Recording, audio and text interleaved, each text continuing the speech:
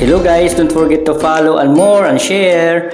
Ito guys, tsokolate at saka tinapay kaagad ang niserve sa amin pagdating namin sa Astoria, Palawan. While yung asawa ko ay busy sa pag-follow up ng chicken namin, ay dito nanood muna kami ng camera yung view kung paano makikita ang entire Astoria, Palawan. Meron silang dining area, meron silang prayer, meron silang gym, meron silang higaan, meron silang dining, at meron silang waterfalls or mga iba-iba pa.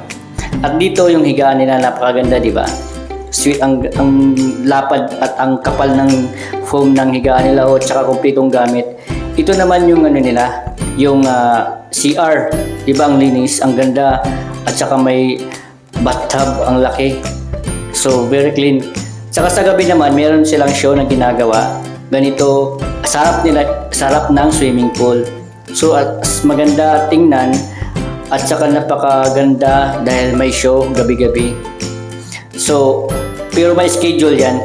Dito naman is yung swimming pool nila. Sa pag-araw, ganito ang itsura ng swimming pool nila. Ang linis, saka maraming naliligo. Pwede rin kayo mag-bike, pwede rin kayo mag-play ng family nyo. May canopy din sila dyan. Available yung mga binibinta nilang mga product din. Pupunta kami dyan pala sa dagat. So libre kami ng